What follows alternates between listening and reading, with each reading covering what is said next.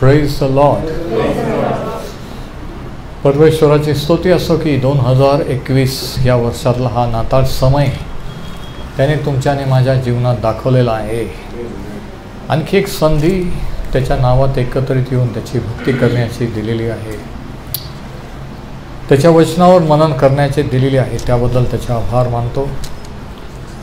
आणि तुम्ही जे कोणी जेथून कुठून ऐकत आहात, यूट्यूब, फेसबुकच्या माध्यमाच्या द्वारे, त्या तुमचंही आम्ही मंडळीच्या तर्फे स्वागत करतो.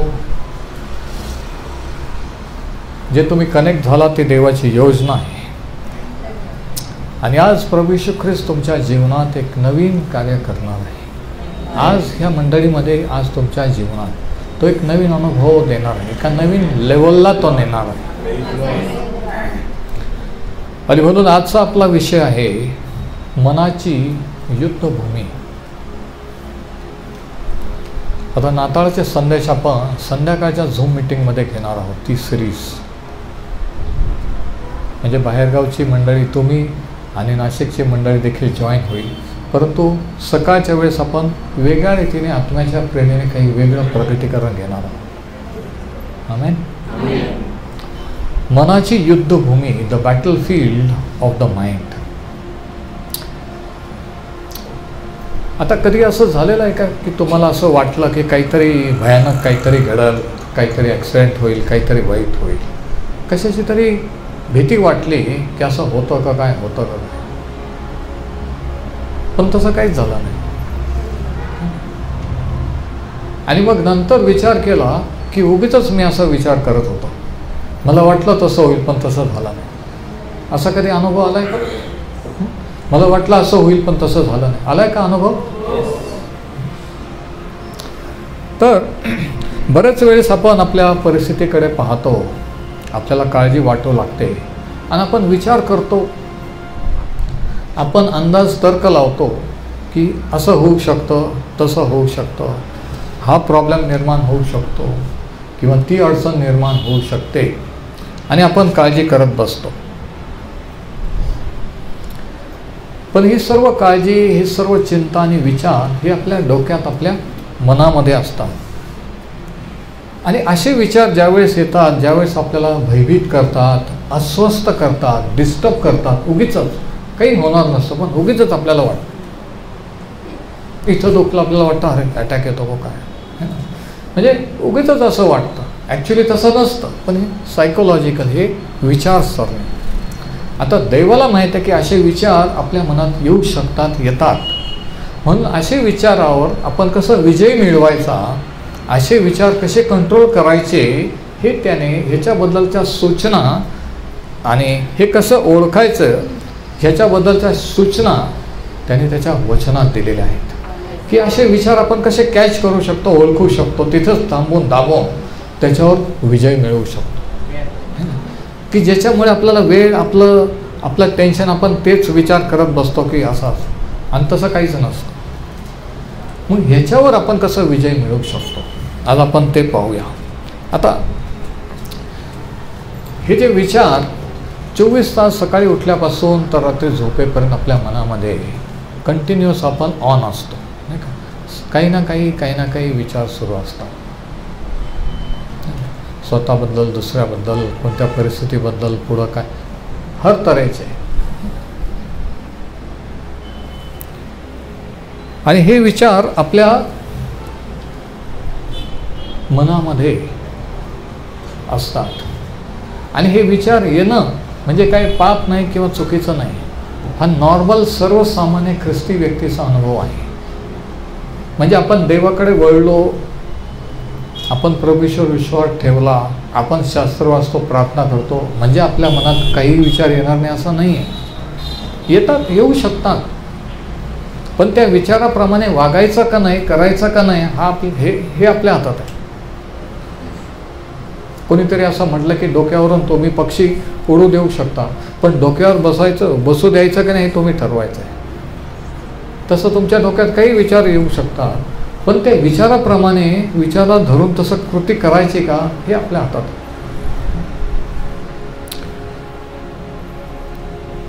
म्हणजे खरा संघर्ष ख्रिस्ती जीवनाचा, खरं युद्ध हे कुठं आहे? मनामध्ये आहे.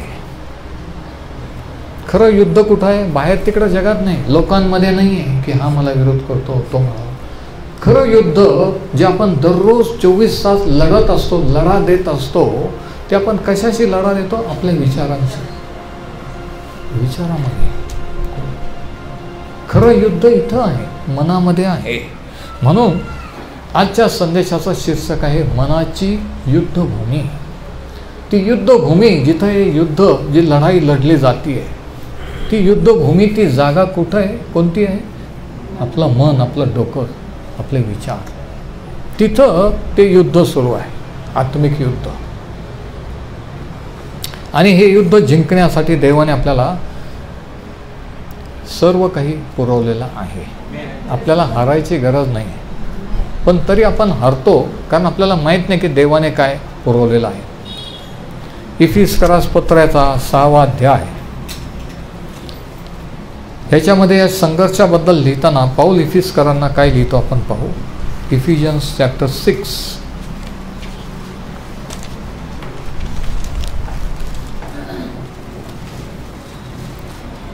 आणि वचन 12. कारण आपले युद्ध, आपले काय युद्ध, कारण आपले युद्ध रक्तमांसाबरोबर नव्हे, रक्तमांसाच्या लोकांबरोबर नव्हे. आपली पत्नी किंवा पती किंवा लेकरं किंवा कामावरचे किंवा शेजारचे लोकांच्या विरुद्ध नाही आपलं युद्ध. कोणाविरुद्ध आहे खरी लढाई? सत्ता, अधिकार, ह्या अंधकारमय जगाचे अधिपती आणि आकाशातला दुरात्मा समूह यांच्याबरोबर आहे. 4 प्रकारचे दुरात्मे जे ह्या अंतराळात राज्य करतात. पृथ्वीवर म्हणजे जगामध्ये, पृथ्वीच्या वर आणि अंतराळात 4 प्रकारच्या कॅटेगरीचे सैतानाचे दुरात्मे आहेत, जे वरून आपल्याला कंट्रोल करतात, जे जगातून आपल्याला कंट्रोल करतात, जे लोकांचा कंट्रोल ताबा घेतात. लोक आपल्याशी भांडण तंटा करतात आणि मग युद्ध करतात. पण आपलं युद्ध त्यांच्याबरोबर नाही आहे. आमेन. त्यांना कंट्रोल करणारा जो दुरात्मा असेल त्या दुरात्म्याबरोबर आहे. नाही समजलं? पती किंवा पत्नी विरुद्ध नाही, तिला किंवा त्याला कंट्रोल करणारा जो दुष्ट आत्मा आहे त्यांच्यामध्ये, त्यांना कंट्रोल करणारा त्याच्या विरुद्ध आहे. पण आपण त्यांच्याशी भांडतो, त्यांच्याशी लढतो, त्यांना मारतो. म्हणजे खरं युद्ध हे रक्तमांसाबरोबर नाही, हे आत्मिक अदृश्य युद्ध आहे. देव आत्मा हे अदृश्य आहे, सैतान आत्मा हे अदृश्य आहे, त्याचे दुरात्मे अदृश्य आहेत. पण त्यांना शरीर नाही, कोणाचं तरी शरीर ते शोधतात. कोण माझ्यासारखं आहे, कोण खोटं बोलणार आहे, कोण पापात राहणार आहे, त्यांचं शरीर शिरतात ते आणि मग त्यांचं कार्य करतात. शरीराशिवाय सैतान आणि दुरात्मे कार्य करू शकत नाही, शरीराशिवाय देव सुद्धा कार्य करू शकत नाही. मग प्रश्न असा आहे की तुमचं शरीर तुम्ही कोणाला समर्पण केलेलं आहे? कोणाला तरी केलेलं आहे. या मिनिटाला कोणीतरी तुमच्यावर राज्य करतो, एक तर देव किंवा सैतान. कारण देवाला कार्य करायला बॉडी लागती, सैतानाला कार्य करायला बॉडी लागते. समजतं ना? म्हणून बॉडी इतकी महत्वाची आहे, शरीर. म्हणून सैतान त्याचे दुरात्मे माणसांना व्यसनाधीन करतात, लोकांना पापात पाडतात. का? कारण त्यांना माहित की लवकरात लवकर या रीतीने त्यांची बॉडी नष्ट होईल, या पृथ्वीवरून ते निघून जातील. म्हणून ते शरीराचा ताबा मिळवण्याचा प्रयत्न करतात, शरीराचा, बॉडीचा. पण खरं युद्ध हे दुरात्म्यांबरोबर आहे.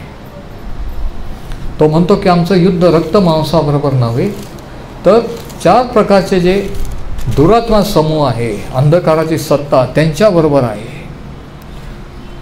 सत्ता, अधिकार, ह्या अंधकारमय जगाचे अधिपती आणि आकाशातला किंवा अंतराळातला दुरात्मा समूह.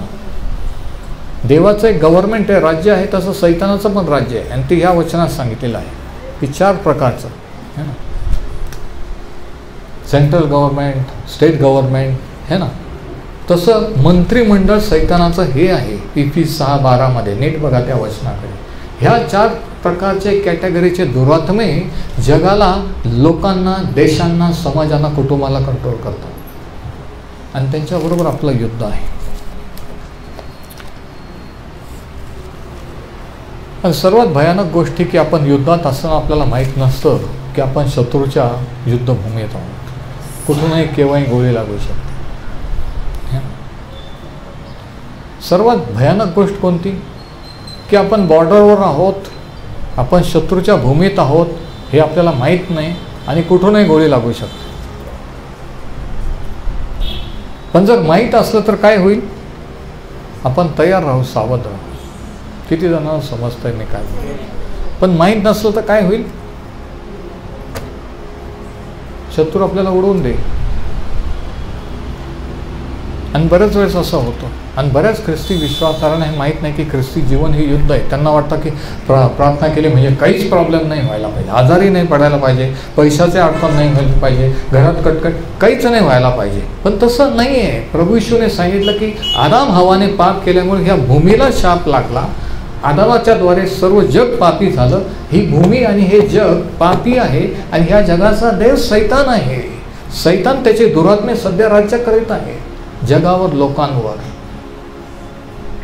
हे प्रभू येशूने सांगितलं आहे. पण आपल्याला वाटतं की नाही, मला वाटलं असं कसं झालं. नाही, जोपर्यंत प्रभू येशूने सांगितलं तुम्ही या जगात आहात, तुम्हाला बहुत दुःखे होतील, पण धीर धरा, मी जगाला जिंकलेले. फरक आहे दुसऱ्या लोकांना आपल्यामध्ये की दुसऱ्या लोकांना पर्याय नाही आत्महत्येशिवाय किंवा व्यसनाधीन झाल्याशिवाय. पण आपल्याला पर्याय हा आहे की आपण ख्रिस्तामध्ये असल्यामुळे आपण ह्या सैतानाच्या दुरात्म्यावर विजयी जीवन जगू शकतो. आपण विजय मिळवू शकतो. ते आपल्याला काही करू शकत नाही, आपल्याला हरवू शकत नाही. पण आपल्याला माहीत पाहिजे की जिंकायचं कसं, जिंकण्यासाठी देवाने काय दिलेलं आहे. राईट. तर हे ख्रिस्ती जीवन आहे. आणि म्हणून हा एक गैरसमज की मी एवढं देवामध्ये आहे, मी एवढी प्रार्थना, मग असं का झालं. अरे उलट जास्त समर्पण केलं, जास्त देवाजवळ जाण्याचा प्रयत्न केला तर जास्त ते ठरवतील की हां हिने ठरवलेलं आहे, ह्याने ठरवलेलं ना, मी पाहिजे हा कसा चर्चा करतो, मी पाहिजे किती शास्त्र घेऊन बसते. उलट हे तुम्हाला अगोदर माहीत पाहिजे की मी जर अशी स्टेप उचलली, देवाला समर्पण करण्याचा निर्णय घेतला, तर शत्रू तिकडून नेम धरून बसणार की तुम्हाला तिथं जाऊ देणार नाही, ते मिळू देणार नाही. ह्याच्यासाठी तुम्ही आणि मी तयार पाहिजे. प्रयत्न. असं का झालं म्हणजे काय तुम्हाला माहीतच नाही. लढाईमध्ये सोल्जर बॉर्डरवर किंवा तिथं असाल ते पटकन गोळी लागली कोणी, ते म्हणतात का असं का झालं. त्यांना माहीत आहे युद्धभूमीवर आहे, शत्रू कोणत्याही साईडने हल्ला करू शकतो. तसं तुम्हाला जर माहीत असलं तर कोणत्याही क्षणी कोणताही प्रॉब्लेम कधी पण उद्भवू शकतो. पण आपण तयार पाहिजे. म्हणून पहिली गोष्ट विजय मिळवण्यासाठी आपल्याला माहीत पाहिजे की आपण युद्धभूमीत आहोत. पहिला पॉईंट. दुसरी गोष्ट, आपलं युद्ध हे अदृश्य दुरात्म्यांबरोबर, सैतानाच्या दुरात्म्यांबरोबर, लोकांबरोबर नाही. हा दुसरा पॉईंट. आता तिसरी गोष्ट, 2 कोरिंथ 10 अध्याय 3 वचन. 2 कोरिंथ 10 आणि वचन 3 मध्ये पौल असं लिहितो, आमची वस्ती देहात असूनही आम्ही देह स्वभावाप्रमाणे युद्ध करीत नाही. आमची वस्ती, आम्ही राहतो ह्या शरीरामध्ये. तुम्ही आणि मी कुठं राहतो, आपण ह्या शरीरात आहोत. शरीर सोडलं म्हणजे मरण, संपला विषय. पण सध्या आपण कुठं राहतो, ह्या बॉडीमध्ये. आमची वस्ती तो म्हणतो देहात असूनही, शरीरात असूनही आम्ही देह स्वभावाप्रमाणे युद्ध करीत नाही.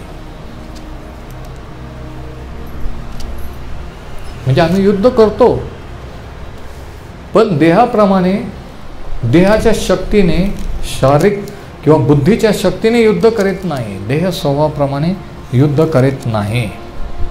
वचन 4, आमच्या युद्धाची शस्त्रे दैहिक नाहीत. युद्ध दैहिक नाही, युद्धाची शस्त्रे दैहिक नाहीत. शत्रू अदृश्य आहे, शत्रू विरुद्ध लढण्याचे शस्त्र पण अदृश्य आहेत.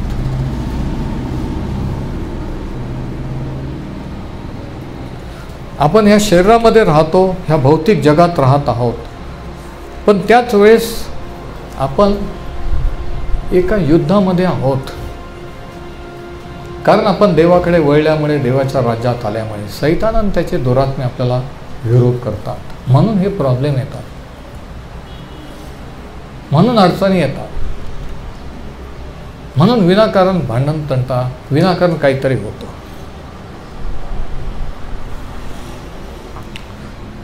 आता 4थ्या वचनात काय सांगितलंय बघा, की आमच्या युद्धाची शस्त्रे दैहिक नाहीत. म्हणजे हे युद्ध जिंकण्यासाठी देवाने आपल्याला शस्त्र दिलेले आहेत का, पुरवलेले आहेत का? काय माहीत, पुरवलेले आहेत का? आमच्या युद्धाची शस्त्रे, तो म्हणतो शस्त्र देवाने दिलेली आहेत. सोल्जर लोकांना ट्रेनिंग देऊन नंतर लढाईसाठी पाठवलं जातं. युनिफॉर्ममध्ये शस्त्र घेऊन. विदाऊट युनिफॉर्म, विदाऊट शस्त्र कोणी लढायला जातं का? नाही. मग जर आपल्याला माहिती आहे आपण युद्धात आहोत, तर आपण युनिफॉर्ममध्ये नको आहे का? आपण आपले शस्त्र घेऊन तयार नको का? गाफील असल्यावर काय होईल? आणि बरेच वेळेस गाफील असल्यामुळे आपण हरतो, म्हणून आपण पराभूत होतो. हरायची काही गरज नसते. आमच्या युद्धाची शस्त्रे दैहिक नाही, तर तटबंदी जमीनदोस्त करण्यास ती देवाच्या दृष्टीने समर्थ आहेत. तटबंदी हा शब्द अंडरलाईन करा. तटबंदी म्हणजे काय? इंग्लिशमध्ये शब्द आहे स्ट्रॉंग होल्ड्स. तटबंदी म्हणजे पूर्वीच्या काळामध्ये ते किल्ले बांधत होते. पूर्वीच्या काळामध्ये गावांना, शहरांना वेशी होत्या. त्या वेशी ते तट होते की सर्व बाजूने भिंती आणि एकाच ठिकाणी दरवाजा, आणि त्या भिंती पाडल्या तरच शत्रू आत येऊ शकतो. तटबंदी, सर्व बॉर्डरला ते तट, बॉर्डर, त्या भिंती. किती जणांना समजतं? तो म्हणतो की आमचे युद्धाचे शस्त्रे तटबंदी जमीनदोस्त करण्यास समर्थ आहेत. जुन्या काळातल्या लढाया बघा, इतिहासातल्या लढाया बघा, की पहिल्याने एखादा शहर, एखाद्या गावावर हल्ला करण्यासाठी काय होतं, गावाची वेस आणि ते बाजूला ती भिंत असायची, वेस, ते तटबंदी. पहिल्याने तोप गोळ्याने, यांनी दारूगोळ्याने ते अगोदर ते तट उद्ध्वस्त करत होते, कारण त्या भिंती जर पाडल्या गेल्या तरच ते आत प्रवेश करू शकणार होते. नाहीतर आतमध्ये जाण्याचं मार्ग नव्हता, शक्य नव्हतं. किती जणांना समजतं? आता ऐका, महत्त्वाचं प्रगटीकरण, फार महत्त्वाचं प्रगटीकरण. हे जर तुम्हाला कळलं तर ह्या आठवड्यात तुमचं जीवन जसं होतं तसं राहणार नाही. ज्या प्रॉब्लेमवर, ज्या पापात, ज्या चुका तुम्ही वारंवार करता, क्षमा मागता, ते तुमच्याकडून होणार नाही. मी तुम्हाला सांगतोय, म्हणून नीट लक्ष द्या. तो म्हणतो की आमच्या युद्धाची शस्त्र तटबंदी जमीनदोस्त करण्यास समर्थ आहे. नुसतं पाडून टाकण्यास नाही, तर जमीनदोस्त. आणि हे शस्त्र देवाने हे शस्त्र कोणते आहेत माहिती आहे का? पहिलं शस्त्र जे आहे ते देवाचं वचन. इफिस 6:12 जर आपण वाचलं की वचनाची दुधारी तलवार, जो युनिफॉर्म सोल्जर्स आहे. म्हणजे देवाचं वचन हे एक शस्त्र आहे, दुधारी तलवार. जेव्हा तुम्ही बायबल घेऊन फिरता किंवा बायबल तुमच्याजवळ, तेव्हा तुम्ही तलवार, दुधारी तलवार घेऊन फिरता. लोकांना वाटतं एक पुस्तक आहे, पण सैतानाच्या दुरात्म्यांना, सैतानाला माहीत आहे की ते शस्त्र आहे, ते माझ्या विरुद्ध, माझ्या राज्याच्या विरुद्ध आहे, ते त्याच्या हातामध्ये. तो वाटेल ते करून ते वाचू देणार नाही, त्याच्यापासून दूर ठेवेल.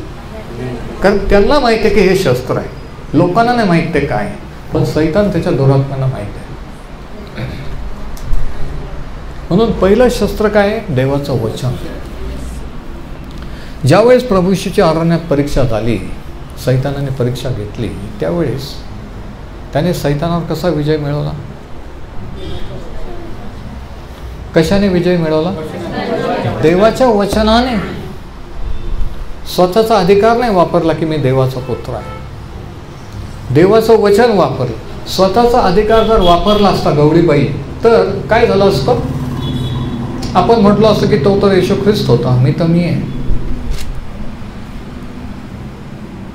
पण त्याने वचन का वापरलं की आज आपण म्हणू शकतो की अरे हेच बायबल, हेच वचन येशू ख्रिस्ताने वापरलं, तेच मी वापरू शकतो, सैतानावर विजय होऊ शकतो. म्हणून त्याने वचन वापरलं. आणि हे शस्त्र आहे. त्यांनी म्हटलं जर तू देवाचा पुत्र असेल तर धोंडाच्या म्हटलं जर तो देवाचा असं लिहिले आहे. सैताने म्हटलं, त्यांनी म्हटलं असेही लिहिले आहे. कोणीतरी म्हणतं असं लिहिले, शास्त्रात नाही का असेल, तुम्हाला म्हणता आलं पाहिजे असंही लिहिलेलं आहे. पण असंही लिहिलेलं आहे तुम्ही कधी म्हणाल जेव्हा तुमचं बायबल स्टडी होईल तेव्हा. बायबलचं झिरो नॉलेज असलं, बायबलचं शून्य ज्ञान असलं, काहीच माहीत नसलं तर कोणी पण तुम्हाला वेड्यात काढेल सांगा शास्त्रात असं लिहिलेलं आहे. आणि तुम्ही म्हणाल हां प्रेज द लॉर्ड आणि काही सांगून जाईल. आणि तुम्ही म्हणाल नाही ते पण बायबल म्हणूनच सांगतात, ते पण प्रार्थना करतात. आणि अशा रीतीने खोटं शिक्षण पहिल्या शतकापासून तर आजपर्यंत जगभर पसरलेलं आहे. म्हणून वचनाचं ज्ञान पाहिजे. तलवार असून उपयोगी नाही, तलवार चालवता आली पाहिजे. नुसते दाखवत फिरायचं नाही माझ्याजवळ तलवार आहे, माझ्याजवळ तलवार आहे. पण मला जर चालवताच येत नाही तर फायदा काय. नवीन कोरं बायबल आहे, माझ्याजवळ बायबल, तुमच्याजवळ हो माझ्याजवळ बायबल आहे, पण ते जर माहीतच नाही तर त्याचा फायदा काय. सैताला माहीत आहे तिच्याजवळ शस्त्र आहे पण तिला वापरता येत नाही. तो अजून हल्ले करेल, अजून सर्जिकल स्ट्राईक करेल, अजून दुखणे आजाराने, अजून डोक्यात काही विचाराने, अजून घरात भांडणात त्यांना लागेल. कारण त्याला माहिती आहे की शास्त्र आहे पण त्या शास्त्राचा, त्या तलवारीचा कसा उपयोग करायचा हे माहीत नाही. म्हणून असून उपयोग नाही ते माहीत पाहिजे. तर पहिलं शस्त्र देवाचं वचन. आणि दुसरं शस्त्र काय, Ephesus 6 सांगितलं की सर्व प्रकारच्या प्रार्थना. प्रार्थना हे शस्त्र आहे. तुम्ही म्हणाल कसं, इकडं बघा. प्रार्थना हे शस्त्र आहे. काल कोणाशी बोलत तो होता का, कोणाशी तरी हां एका ठिकाणी व्हिजिटला गेलेला असताना प्रेयरबद्दलचा विषय झाला. आणि मी त्यांना म्हटलं एक विचार डोक्यात टाकून निघालो मी. निघता म्हटलं की देव जर सर्वसमर्थ आहे तर प्रार्थना करायची गरजच काय. काय फरक पडतो मी प्रार्थना केली नाही केली, देवाला काय करायचं तर करेल. मग देवाला जर काही करू शकतो तर मग प्रार्थना करायची गरज काय. प्रश्न आहे. मला नाही माहित किती जणांना समजतंय मी काय म्हणतो, पण तरी पण मी म्हणतोय आणि विश्वासाने की कोणाला तरी समजतंय मी काय बोलतोय. की देव जर सर्वसमर्थ आहे तर प्रार्थना का करायला पाहिजे. एक दिवशी आपण त्याचं उत्तर पाहू वचनात. तो तर प्रार्थना एक शस्त्र आहे का, कारण प्रार्थनेने आपण थेट देवाशी संपर्क साधू. आता बघा शस्त्र म्हणजे काय. आता ज्यावेळेस प्लॅनिंग केली जाते युद्धाची, सर्जिकल स्ट्राईक असो किंवा कोणतं लढाई असो, अगोदर काय होतं, शत्रूचं लोकेशन पाहिलं जातं. जे तज्ज्ञ हवाई दल नौदल प्रमुख जे असतात हे तज्ज्ञांची बैठक होऊन प्लॅनिंग होतं की कोणत्या ठिकाणी शत्रूचं लोकेशन आहे. हे गुप्तचर यंत्रणा त्यांना सांगतात की या ठिकाणी त्यांचे तळ आहेत, या ठिकाणी ते लपलेले आहे का. मग त्या ठिकाणी कशा रीतीने हल्ला करायचा, किती वाजता कधी हल्ला करायचा हे प्लॅनिंग केलं जातं. आणि हे सर्व सिक्रेटली गुप्त रीतीने, गुप्तचर यंत्रणा.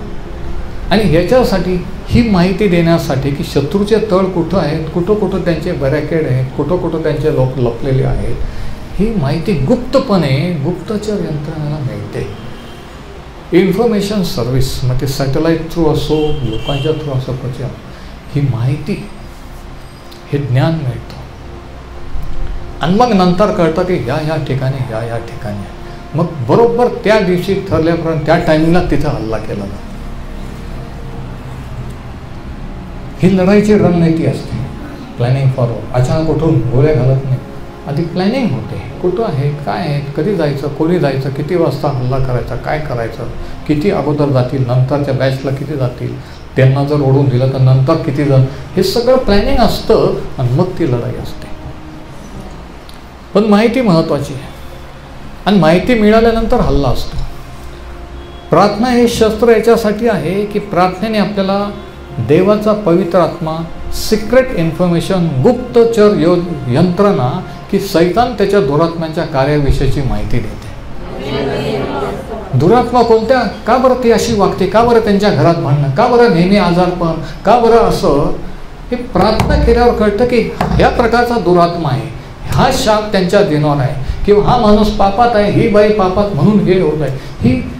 ही माहिती कधी मिळते, प्रार्थना केल्यावर. प्रार्थना केल्यावर देव दाखवतो आणि मग आपण जाऊन तिथं वचन सांगतो आणि प्रार्थना करतो आणि म्हणतो येशूच्या नावात. म्हणून प्रार्थना शस्त्र आहे.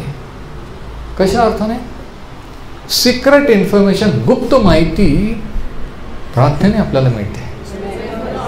लोक खरं सांगत नाही, हा माझा अनुभव आहे, म्हणून मी देवाला विचारत असतो, मग लोकांना विचारत असतो. विचारतो याच्यासाठी की ते माझ्याशी खरं बोलतात का हे पाहण्यासाठी. मला माहीत आहे म्हणून नाही, पण लोकांना वाटतं ब्रदरला माहीतच नाही म्हणून विचारतो. टेस्ट करण्यासाठी, कारण अगोदर प्रार्थना करून झालेलं असतं कोण काय, पण टेस्ट करण्यासाठी की खरंच किती प्रामाणिक आहेत, किती खरं बोलतात हे पाहण्यासाठी. आणि काही वेळेस खरं बोलतात पण पूर्ण खरं नसतं, हे मला आढळून आलेलं आहे. तर पहिलं शस्त्र आहे देवाचं वचन, दुसरं शस्त्र आहे प्रार्थना. आणि हे दोन शस्त्र जर आपण वापरले तर काय होतं? शत्रूची तटबंदी, जे तट आहेत आपल्या जीवनाभोवती, आपल्या मनाभोवती, आपल्या फॅमिलीभोवती, आपल्या पोरांभोवती, ते सर्व जमीनदोस्त होऊ शकतात देवाच्या वचनाने, प्रार्थनेने. नुसते प्रार्थनेने पण नाही, नुसतं वचनाने पण नाही, दोन्ही गोष्टींनी. देवाचं वचन ऐकल्याने आणि प्रार्थना केल्याने, हे दोन शस्त्र आहेत. म्हणजे जेव्हा आपण प्रार्थना करतो, जेव्हा समजा मी समाधानासाठी प्रार्थना करतो, म्हणजे काय आहे की मी इकडून मिसाईल सोडतोय अदृश्य रीतीने, शत्रू त्याचा ताबा घेतो, अडखळणे प्रॉब्लेम करतोय, परंतु मी पण इकडून हल्ला करतोय देवाच्या सामर्थ्याने, देवाच्या शस्त्राने. आणि ही लढाई आहे. म्हणून प्रार्थना ही लढाई आहे, प्रार्थना ही शस्त्र आहे. जेव्हा आपण देवाचं वचन एखाद्याला सांगतो, मी जसं सांगतो गाजवतोय, ही लढाई आहे की तुमच्या मनात, तुम्ही जे ऐका तर तुमच्या मनात वेगळे विचारसरणी, वेगवेगळे विचार, धर्माचे विचार किंवा कशाचे विचार आहेत. आणि हे देवाच्या वचनाचे, देवाचे विचार तुम्हाला सांगत असताना त्या विचारांची ह्या वचनाची टक्कर आहे. म्हणजे लढाई आहे. दोन परस्पर राज्य आहेत. जुन्या काळात कधी आपण वाचत नाही की कोणी देवाचं वचन सांगायला गेलं आणि कोणातून कोणीतरी घुमलं, कोणातून दुष्टात्मा आला. एक तरी उदाहरण आपण वाचतो का जुन्या काळात? नाही. संदेष्टाने देवाचं वचन सांगितलं देवाच्या लोकांना, पण कधी सैतानी दुरात्मे प्रगट झाले नाहीत. पण ज्यावेळेस प्रभू येशूचं जगात आगमन झालं, ज्यावेळेस त्याने मिनिस्ट्रीला कार्याला सुरुवात केली, कुणीतरी पळत येऊन ओरडून म्हणायचं की आम्हाला माहिती आहे तो कोण आहे, तू माझा काही करू शकत नाही, तू देवाचा पुत्र आहे. कोणीतरी म्हणायचं की तू कशासाठी आलास, नाही समजत. ते दुरात्मे त्या लोकांतून बोलायचे. म्हणजे देवाच्या राज्याची तो घोषणा करीत होता आणि सैतानाच्या राज्यातलं, सैतान त्याचे दुरात्मे, त्याच्या राज्याचं आणि देवाच्या राज्यांची ती टक्कर होती. म्हणून सुवार्ता गाजवणे, वचन सांगणे हल्ला आहे शत्रूवर. सैतानाच्या राज्यावर, सैतानाच्या बंधनात असलेल्या लोकांवर हल्ला येतो वचन सांगणं. म्हणजे की त्यांच्या ठाई असलेले दुरात्मे आपल्याला विरोध करतील आणि आपण देवाचं वचन सांगून त्यांच्यावर हल्ला करू. उगीच नाही आपल्याला वाटतं की मी काय सांगू, कसं सांगू, धडधडतो. सैतान आधीच हवा काढून घेतो, आधीच घाबरून टाकतो. नाही रे, तू नाही सांगू शकत, तुला काय बायबल माहीत, तुला काय, तुला ते वेड्यात काढतील. कारण त्याला माहिती की थोडं जरी सांगितलं तरी त्याच्या राज्यावर हल्ला होईल. म्हणून तो म्हणतो तू बोलू नको. पण आपण बोलायचं असतं, प्रेज द लॉर्ड. आपण सांगायचं असतं. आपल्याला माहिती याला बोर होतं तरी सांगायचं असतं, हे देवाने तुझ्यासाठी केलं, हे तुझ्यासाठी केलं. हल्ला करायचाच असतो. त्याच्यातला दुरात्मा हल्ला करेल, आपण पण हल्ला करायचा असतो एक दिवशी, आणि मग आपण त्याच्यावर विजय मिळवतो. नाही, त्यांना आवडत नाही शास्त्र वाचन, त्यांना आवडत नाही तरी आपण प्रार्थना करायची असते, मिसाईल सोडायची असतं त्यांच्यावर. Praise the Lord. वचन वाचायचं असतं त्यांच्यासमोर. आपला हल्ला सुरू ठेवायचा. आणि मग एक एक एक एक तट, एक एक एक एक जमीनदोस्त. आणि मग ते जुन्या काळामध्ये त्या तटबंदी जमीनदोस्त करण्यासाठी दारुगोळे येते. आणि मग मोठमोठे कोट असायचे, है ना, किल्ले असायचे. आणि मग ते दारुगोळे त्याच्यावर पडल्यानंतर अगोदर क्रॅक जाणार, तडा जाणार, मग 2-4 दगडं पडणार, मग एखादी भिंत पडणार आणि मग ती भिंत पडणार.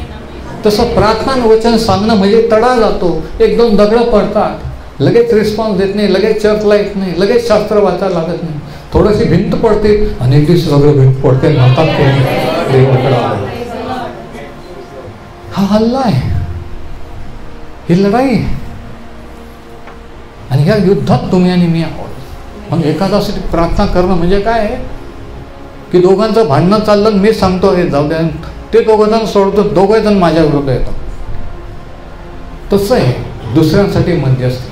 म्हणून मी कधी कधी सांगत असतो की आधी तुम्ही वचनात स्ट्रॉंग व्हा, प्रार्थना करा, मग दुसऱ्यांसाठी प्रार्थना करायला जा.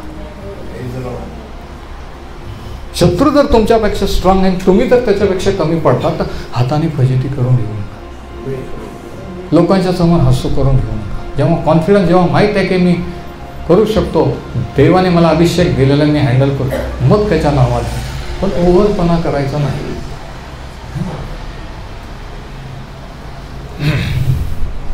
तर आता हे तटबंदी जमीनदोस्त होतात. कशाने? प्रार्थनेने, वचनाने.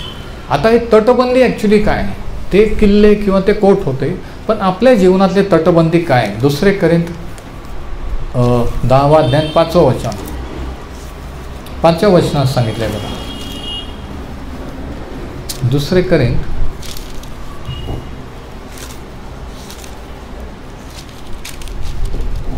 10 आणि वचन 5-4 पासून आपण वाचू, म्हणजे जे हरवलेले आहे, ज्यांचे विचार भटकत आहेत, ते परत ठिकाणावर येतील. कोणी हरवलंय का? कोणीतरी काहीतरी विचार करायला लागलाय का? Praise the Lord. आमच्या युद्धाची शस्त्रे दैहिक नाहीत, तर तटबंदी जमीनदोस्त करण्यास ती देवाच्या दृष्टीने समर्थ आहे. आणि ते शस्त्र कोणते? प्रार्थना आणि देवाचं वचन. शस्त्र कोणते? शस्त्र कोणते? 6 महिन्याने नाही, 6 वर्षांनी जरी मी विचारलं तरी पटकन सांगता आलं पाहिजे. हां, असं घुमल्यासारखं बसायचं नसतं देवासमोर, है ना. प्रार्थना आणि देवाचं वचन हे 2 शस्त्र आहे सैतानावर लढण्याचं. बाकी कशाची गरज नाही. नाही पण आमच्याजवळ क्वालिफिकेशन आहे, शिक्षण आहे, नसू द्या. नाही पण माझ्याजवळ एवढी बॉडी नाही, नसू द्या. कोणीतरी त्यावेळेस डेंजर केस आल्यानंतर मला म्हटलं होतं, नाही दादा, त्याच्यासाठी अशी बॉडी पाहिजे, आणि तो दुरात्मा होता. आणि लांबून येशूच्या नावात म्हटलं तर धडकन ती मुलगी तिकडं पडली, आणि तिच्यातून ते सुरू झालं. आणि त्यांना वाटलं की उगीच मी यांना बोललो की अशी बॉडी पाहिजे. येशूच्या नावाचा अधिकार महत्त्वाचा आहे, बॉडी महत्त्वाची नाही. आपल्याला काही कोणाशी कुस्ती मला खेळायची नाही, तुम्हाला खेळायची नाही. पण ते नाव वापरल्यानंतर त्या नावाला सैतान घाबरतो आणि तो आपला ऐकतो. म्हणून शस्त्र दैहिक नाही आहे. दैहिक काय? की बॉडी पाहिजे, शिक्षण पाहिजे, हे पाहिजे. दैहिक शस्त्र तो म्हणतो आमचे नाही आहे, आमची शस्त्र आत्मिक आहे. ते शत्रूची तटबंदी जमीनदोस्त करण्यास समर्थ आहे, उद्ध्वस्त करण्यास. नुसतं थोडंसं एक भिंत पाडून आले असं नाही, सगळं उद्ध्वस्त करून आले. आमेन. म्हणून ते म्हणायचे की 2 लोक एका गावात जायचे, ते म्हणायचे जगाची उलथापालथ करणार इथं आले 2च माणसं. आज 200 माणसं शहरात असून काहीच उलथापालथ होत नाही. इथं 2 माणसं गेले तर सगळे उलथापालथ व्हायचे. का? त्यांना माहीत होतं की आपल्याजवळ कोणते शस्त्र आहे. का? कारण त्यांना माहीत होतं की शस्त्राचा वापर कसा करायचा. आपल्यासारखे हातात घेऊन फिरत नव्हते ते बायबल, ते वाचत होते, स्टडी करत होते. त्यांना माहीत होतं की कसं वापरायचं, कुठं कसं बोलायचं, कोणाला काय सांगायचं. Praise the Lord. आता हे तट कोणते आहेत? 5 वचन. तर्क वितर्क व देव ज्ञानाविरुद्ध उंच उभारलेले असे सर्व काही. 3रा पॉईंट, तर्क. तट कोणते आहे? What are the strongholds? पाऊल म्हणतो की आपण युद्धामध्ये आहोत. देवाने आपल्याला हे युद्ध जिंकण्यासाठी शस्त्र दिलेली आहेत. पाऊल म्हणतो की हे युद्ध दैहिक नाही, आत्मिक आहे, अदृश्य आहे. शत्रू अदृश्य आहे म्हणून गोळ्यान बॉम्ब उडवून फायदा नाही, कारण तो डोळ्याला न दिसणारा शत्रू आहे. म्हणून आपले शस्त्र पण आत्मिक अदृश्य आहेत, प्रार्थना आणि वचन. आणि मग हे तटबंदी काय आहे? तर तर्क वितर्क. आता तर्क वितर्क म्हणजे काय? कल्पना, मला वाटतं असं होईल, मला वाटतं काहीतरी होईल. हे वाटणं काय? तर्क वितर्क. आणि मग ते म्हणतात काय तुम्ही असं काही पण काय म्हणता. वाटणं म्हणजे काय? तर्क वितर्क. होणार नसतं, घडणार नसतं, झालेलं नसतं, पण उगीचच वाटतं. तर्क वितर्क. असं झालं तर, त्याचं तसं झालं तर, ती पळून गेली तर, है ना, आणि त्याचं आणि ते आजारी ते जर मरून गेले तर, किंवा काहीतरी असं उगीचच वाटतं. त्याला म्हणतात तर्क वितर्क, इमॅजिनेशन. नंतर ज्ञान किंवा माहिती किंवा विचार. आता हे तर्क वितर्क कुठं असतात? मनामध्ये असतात. तर्क वितर्क विचार कुठे येतात? माणसाच्या मनामध्ये. आणि युद्धाची भूमी कोणती? माणसाचं मन आहे. युद्ध कुठं चाललेलं आहे? इथं चाललेलं आहे. 24 तास है ना. 24 तास तुम्ही आणि मी लढतोय विचारांशी. चांगले विचार, देवाचे विचार, सैतानाचे विचार, लोकांचे विचार. समजतं ना. तर्क वितर्क. आणि दुसरं काय? देव ज्ञानाविरुद्ध उंच उभारलेले असे सर्व काही. देवाचं ज्ञान, देवाविषयीचं ज्ञान याच्या विरुद्ध उभारलेले सर्व काही. की मला देवाची गरज नाही, मला चर्चची करायची गरज नाही, मी करू शकतो, मी कमवू शकतो, मला कोणाचीच गरज नाही. देव ज्ञानाविरुद्ध उभारलेले सर्व काही. की देवाचं ज्ञान नको, देवाच्या ज्ञानाला विरोध करणं, स्वतःला शहाणं समजणं, स्वतःच्या बुद्धीवर अवलंबून राहणं, सांगणं की एक्सपर्ट ओपिनियन घेणं, की पण त्यांनी सांगितलं असं, त्यांनी तसंच सांगितलं, त्यांनी असं सांगितलं, यांनी तसंच सांगितलं. देव ज्ञानाविरुद्ध उभारलेले असे सर्व काही. जे काही देवाचं ज्ञान, देवाच्या वचनाविरुद्ध आहे त्याच्या विरुद्ध. देव ज्ञानाविरुद्ध उभारले असे सर्व काही. हे आपले तट आहेत, हे आपले किल्ले आहेत, आपल्या मनावरचे, आपल्या डोक्यातले, जे उद्ध्वस्त झालं पाहिजे. Praise the Lord. कारण जोपर्यंत ते उद्ध्वस्त होत नाहीत तोपर्यंत आतमध्ये खळबळ माजलेली असणार, तोपर्यंत डिस्टर्ब असणार, तोपर्यंत ख्रिस्ती जीवनात स्थिर नसणार, तोपर्यंत काहीच करू शकणार नाही. फिरून फिरून त्याच पॉईंटला येणार, फिरून फिरून तिथंच येणार, सरळ देवाबरोबर चालणारच नाही. ठरवणार मी खूप उपवास करील, प्रार्थना करील, परंतु थोडे दिवस झाले की परत बॅक टू पॅव्हिलियन. थोडे दिवस चर्चला येणार, परत गायब. बंधनं आहेत की जे ठराविक लिमिटपर्यंत जाऊ देतात, पुढं जाऊ देतात. एखादं जनावर, गाय किंवा म्हैस बांधलेली आहे, जेवढी दोरी आहे तेवढीच ती जाऊ शकेल, त्याच्यापेक्षा पुढं जाऊ शकेल का? तिने पुढं जाण्याचा प्रयत्न केला तरी ती तिथंच राहणार, कारण तेवढीच दोरी आहे. तशी ती दोरी, ते पाप किंवा ती सवय, ती हॅबिट जेव्हा तुम्हाला मला बांधून ठेवते, आपण तेवढ्यापर्यंत जातो, त्याच्या पुढं जाऊ शकत. किती जणांना समजतं नाही काय? ठराविक लिमिटपर्यंतच. असं वाटतं की त्याच्या पुढं मी जाऊ शकत नाही, तेवढंच. हे बंधनं तुटणं गरजेचं आहे. हे ते तट आहेत. तर्क वितर्क व देव ज्ञानाविरुद्ध उभारलेले असे सर्व काही पाडून टाकण्यास ती देवाच्या दृष्टीने समर्थ आहेच. 5वं वचन बघा. तर्क वितर्क व देव ज्ञानाविरुद्ध उभारलेले असे सर्व काही हा शब्द अंडरलाईन करा. म्हणजे प्रत्येक विचार, प्रत्येक फिलॉसॉफी किंवा तत्त्वज्ञान, प्रत्येक कल्पना, प्रत्येक ओपिनियन किंवा मत जे देवाविरुद्ध, देवाच्या वचनाविरुद्ध आहे, ते आपला तट आहे, तो आपला किल्ला आहे, जो उडवून दिला पाहिजे, जो उद्ध्वस्त होणं गरजेचं आहे. की नाही आम्ही गरीब होतो आणि आम्ही कधी धंदा केला नाही किंवा आम्ही काही हे केलं नाही म्हणून आमची परिस्थिती अशीच राहणार. हा काय आहे? हा तट आहे, किल्ला आहे. हा उडून दिला पाहिजे की नाही, तुम्ही होते, तुमचे बाप दादा पूर्वज होते, पण आता तुम्ही येशू ख्रिस्ताकडे आल्यामुळे, तो त्याने तुम्हाला मुक्त केल्यामुळे तुम्ही देवाच्या आशीर्वादात समृद्धीत चालू शकता. त्यांनी भोगलं म्हणून तुम्हाला भोगायची गरज नाही. तो तट असं नाही आमच्या ह्याच्यात कोणीच शिकलं नाही किंवा आमच्या ह्याच्यात आम्ही असंच केलं. अरे तुम्ही तसं केलं ठीक आहे, पण त्या तटात होते, तो उडवून द्या येशूच्या नावात आणि मोकळे व्हा. आणि हे करण्यासाठी येशू ख्रिस्त जगात आले. आम्ही असं होतो, आम्ही तसं करत होतो, त्या स्टोऱ्या नाही सांगायच्या. येशू ख्रिस्त मुक्त करणार आहे. मग कशापासून मुक्त केलं? जर हे विचार आहे, ही जर विचारसरणी, ही जर जीवनशैली आहे की आम्ही त्याच घरात राहू, आम्ही तसेच विचार करू, आम्ही तेवढंच राहू, आम्ही आमच्या पुरतंच राहू, मग मुक्त कशातून केलं हा माझा प्रश्न आहे. आणि मीच उत्तर देतो की मुक्त केलेलंच नाही आहे. कारण जर केलं असतं तर तसं बोललेच नसते, तसा विचार केलाच नसता. सहज आमच्या घरात कोणी नाही केलं पण मी बिझनेस करणार, आमच्या घरात कोणी देवाची सेवा नाही केली पण मी करणार, असं म्हणायला पाहिजे. हे विश्वासाचे शब्द आहेत. मी काय करू, मला शिक्षण नाही आणि मला हे नाही, मला ते नाही, मी असं नाही, हे नाही. आमच्या युद्धाची शस्त्रे तटबंदी जमीनदोस्त करण्यास समर्थ आहे. शत्रूवर विजय मिळवण्यासाठी देवाने सगळं काही दिलेलं आहे. आपल्याला हरायची गरज नाही आहे. जर हरतो तर ती आपली जबाबदारी आहे, देवाची नाही.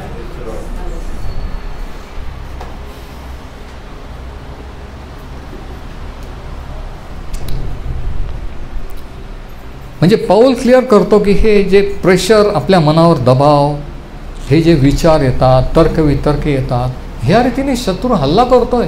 आपल्याला वाटतं नुसतं विचार येतो, माझं काय होईल, मला ते पाहायला मिळेल का, मला माझ्या मुलीचं लग्न पाहायला मिळेल का, किंवा मला हे होईल का, हे तर्कवितर्क, हा शत्रूचा हल्ला असतो. आणि हे सोडून दिले पाहिजे की आता तुमचा ॲक्सिडेंट झाला, तुम्ही कधी चालणार नाही, हे तर्कवितर्क हे सोडून द्यायचे की नाही, शत्रूने जरी हल्ला केला तरी मी चालणार, आणि चालले. Praise the Lord. नाही मला शिक्षण नाही, मी फक्त गॅरेजमध्ये, पण प्रभू येशूने मला दारिद्र्याच्या शापातून मुक्त केलेलं आहे, हा विश्वास धरला तर गॅरेजमध्ये काम करा, कुठेही काम करा, त्याच्यातून तुम्हाला यश मिळणारच. कोणताच सैतान, कोणताच दुरात्मा तुमचा आशीर्वाद अडवू शकत नाही.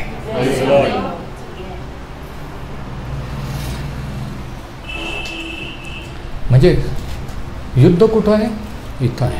आता रोमकरास पत्र 8वा अध्याय, रोमन्स 8 आणि वचन 7 आणि 8 मध्ये काय म्हटलेलं आहे. कारण देहाचे चिंतन हे देवाबरोबर वैर आहे. देहाचे चिंतन म्हणजे सारखे जगिक गोष्टीबद्दल. आता बघा तुम्ही बस स्टॉपवर किंवा बाजारात किंवा कुठं लोकांशी बोला, सारख्या गोष्टी कसल्या आहेत, प्रॉपर्टीच्या, घर घेतलं, शेत घेतलं, हे घेतलं, ते घेतलं, ते फक्त जगिक गोष्टी. कोणीही कोणत्याही धर्माचे कोणी देवाबद्दल चिंतन करताना ऐकू येतं का, नाही. देहाचं चिंतन आहे, देहाबद्दल. आणि शास्त्र काय सांगतं 7व्या वचनात, देहाचं चिंतन काय आहे, देवाबरोबर काय आहे, दुश्मनी आहे, वैर आहे. सारखं देहाबद्दल, सारखं दैहिक गोष्टीबद्दल, सारखं विचार करणं, सारखं नाही, पण सारख्या साक्ष आहे का, सारखे मला बरं नव्हतं, मी बरं झालं, माझी गरज, सगळ्या दैहिक साक्ष, आत्मिक साक्ष नाही की हे मला नवीन प्रकटीकरण मिळालं, मला हे देवाने दाखवलं. आत्मिक लेवलला गेलेच नाही अजून, ह्याच लेवलला आहे, अजून त्या लेवलला नाही गेलेले, वर्षानुवर्ष ह्याच लेवलला आहेत. देहाचं चिंतन देवाबरोबर काय आहे, काय आहे, आणि तरी आपण देहाचं चिंतन करतो. किती वेळ, दिवसातून किती वेळ तो आपण दैहिक गोष्टीबद्दल, जगी गोष्टीबद्दल विचार करत बसतो. आपण म्हणतो विश्वास आहे, विश्वास आहे, तरी पण विचार करतो, तरी पण म्हणतो की मी असं करील, तसं करील, हे झालं पाहिजे, ते झालं पाहिजे, है ना. आणि देहाचं चिंतन देवाबरोबर वैर आहे. आणि पुढं काय, ते देवाच्या नियमशास्त्राच्या अधीन नाही आणि त्यांच्याने तसे होवत नाही. म्हणजे दैहिक गोष्टी विचार करणारं मन हे देवाबरोबर वैर आहे. The carnal mind is enemy of God. दैहिक मन, जगिक गोष्टी विचार करणारं मन, सारख्या गोष्टी 5 मिनटं झाले, 10 मिनटं झाले, सारखे तेच. आपल्याला वाटतं की आत्ता शास्त्रातून बोलतील, आत्ता काहीतरी देवाचा अनुभव सांगतील, आत्ता काहीतरी, पण त्यांची तीच स्टोरी रिपीट होते. म्हणजे काय की दैहिक आहेत, ते आत्मिक नाही आहेत. आणि देहाचं चिंतन देवाबरोबर वैर आहे. आणि ते दैहिक मन जे आहे ते देवाच्या नियमशास्त्राच्या अधीन नाही, त्याच्याने होत नाही. वचन 8, जे देहाधीन आहेत त्यांच्याने देवाला संतुष्ट करवत नाही. जे सारखे देहाचे दैहिक गोष्टीचा विचार करतात, कसं होईल, काय होईल, कसं होईल, काय होईल, कसं होईल, काय होईल, ते देवाला संतुष्ट करू शकत नाही. ते किती साक्ष देवत, किती मोठ्याने प्रार्थना करत आणि किती मोठ्याने गाणं म्हणत. जर 24 तास उठल्यापासून झोपेपर्यंत जर दैहिक गोष्टीचाच विचार आहे, देवाविषयीचा नाही, तर ते देवाबरोबर वैर आहे आणि ते देवाला संतुष्ट करू शकत नाही. विषय संपला. नाही पण तो विषय संपला, देवाला संतुष्ट करू शकत नाही. मग प्रश्न असा आहे की आपण आत्मिक आहोत की दैहिक आहोत? आपण जरी देवाचे आहोत, विश्वासणारे आहोत, पण 2 कॅटेगरीचे लोक आहेत देवाचे, आत्मिक आणि दैहिक. Spiritual Christians and carnal Christians. जे आयुष्यभर, आठवडाभर, दिवसभर नुसता दैहिक गोष्टी, दैहिक आशीर्वादात ते आशीर्वाद समजतात. सारखं त्यांना तेच पडलेलं असतं. कोणते कपडे घालू, कोणतं घर घेऊ, कुठं राहू, काय करू, कोणता बिझनेस करू, कोणताही, सारखे ते सारखं त्याच्या पलीकडे त्यांचं डोकं चालत नाही. दुसरं बोलूच शकत नाही. आपण शास्त्रातून बोलायला गेलं, सांगायला की ते परत फिरून तिकडंच येतं, परत फिरून त्याच प्रॉब्लेमकडे. नाही पण तुम्हाला माहीत नाही बघा असं. मी याच्यावर काय समजतं की ते आत्मिक ख्रिश्चन नाही आहे, आत्मिक विश्वास आहे, दैहिक आहे, देहाचं चिंतन करणारे आहे. त्यांच्या ठाई दैहिक मन आहे, म्हणून ते पराभूत आहेत, म्हणून ते विजयी जीवन जगू शकत नाही.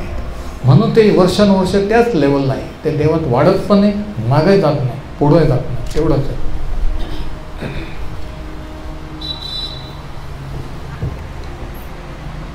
तर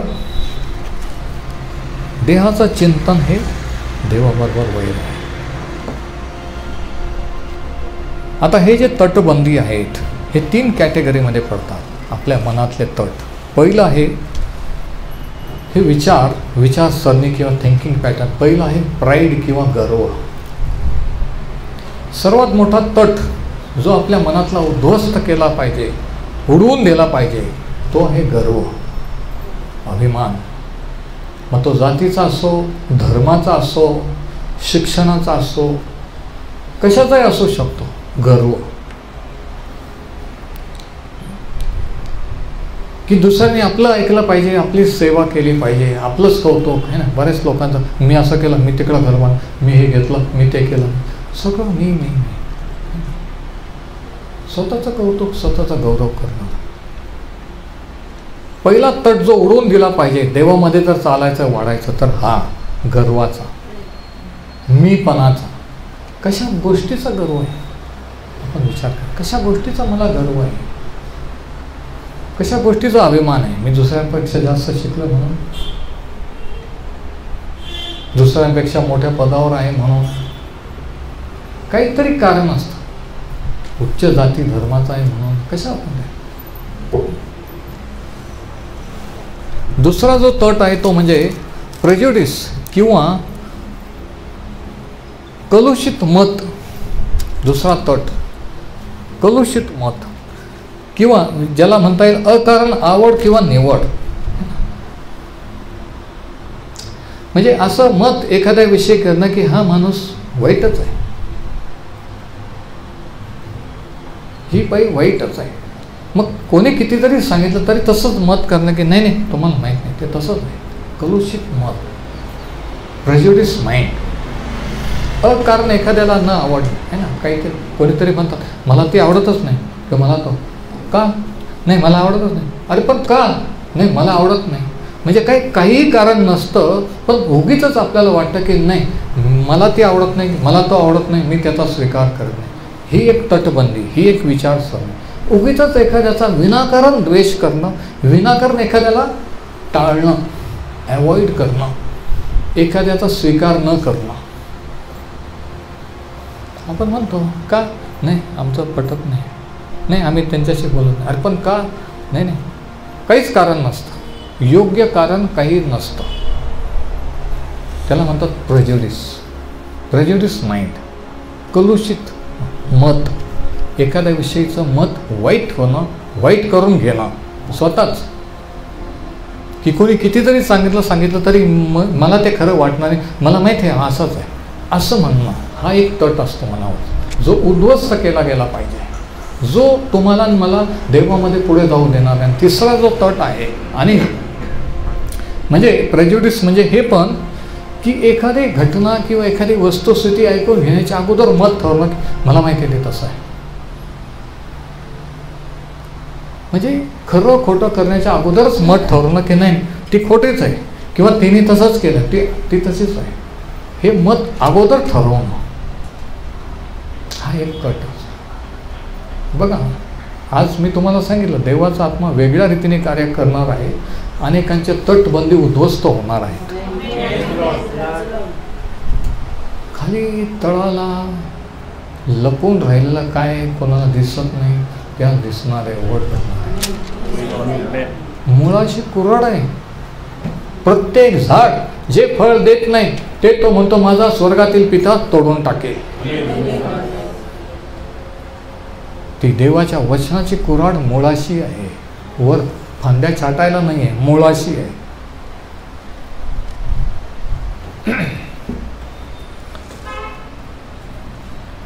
तर प्रेज्युडिस माइंड म्हणजे having mind made up before you here the facts. एखादी वस्तुस्थिती जाणून घेण्याच्या अगोदरच मत ठरवणं की नाही ते तसंच झालं, तिने तसंच केलं, तो माणूस तसाच आहे, हे मत करून घेणं, याला म्हणतात प्रेज्युडिस. आणि ह्याच्यामुळे स्वभाव उद्धट आणि नॅरो माइंडेड, संकुचित वृत्तिकोन होतो. ओपन माइंड नसतं. काही जणांचं ओपन माइंड, मोकळं बोलत नाही, ते मोकळेपणा नसतो, है ना. ओपन माइंड नसतं. काहीतरी आपल्याला वाटतं की ते काहीतरी त्यांना काहीतरी बोलायचं पण बोलतच नाहीत. स्वतःला आवडतात,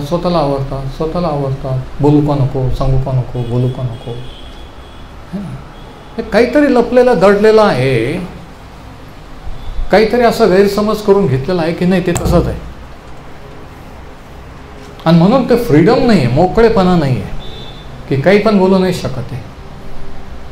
त्यांचं मन त्यांना जातं, समजतं ना.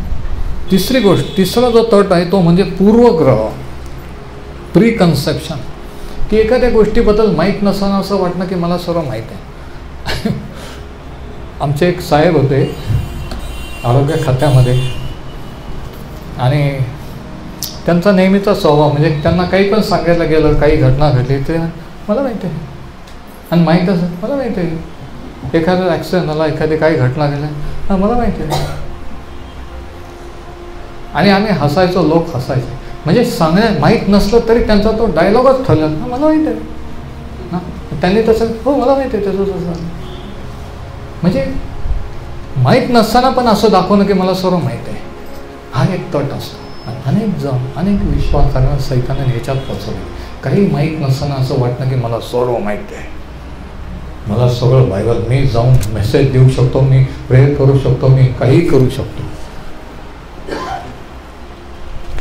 हा एक तट उडवून देणं गरजेचं आहे. हा तट सैतानाने बांधून ठेवलेला असतो की जो आपले आशीर्वाद अडवतो, जो आपल्याला चक्करमध्ये टाकतो. पाऊल म्हणतो की आमची शस्त्र तटबंदी जमीनदोज करण्यास समर्थ आहेत. आता आपण कसं काय चेक करायचं की आपल्याला आपल्या मनात कोणता तट आहे, कसं काय आपल्याला कळू शकतं? जर ह्या तीनपैकी गर्व किंवा प्रेज्युडिस किंवा एखाद्याच्या विषयीचे कलुषित मत किंवा पूर्वग्रह ह्या तीन गोष्टीचा उल्लेख केल्यावर जर तुम्हाला चीड येत असेल, म्हणजे त्या तीनपैकी किंवा तिन्ही तट तुमचे आहेत. जर ह्यांचा उल्लेख केला, ह्याच्याबद्दल बोलल्यावर जर तुम्हाला राग येत असेल, म्हणजे त्या तटबंदी ती तुमच्या जीवनात, तुमच्या मनातली आहे. तो गर्वाबद्दल बोलल्यावर तुम्हाला राग येतो का बरं, माझ्याबद्दल बोल, म्हणजे तो तट आहे, तो उडवून देणं गरजेचं आहे. कलुषित मन, लोकांचे मनं वाईट करणं त्याच्याबद्दल बोलल्यावर बोलू नका किंवा त्याच्याबद्दल बोलल्यावर राग येतो, म्हणजे तो तट आहे, तो तट उडवून देणं गरजेचं आहे. पूर्वग्रह, मला सर्व माहीत आहे असं भासवणं, असं वाटत राहणं, म्हणजे तो तट उडवून देणं गरजेचं आहे.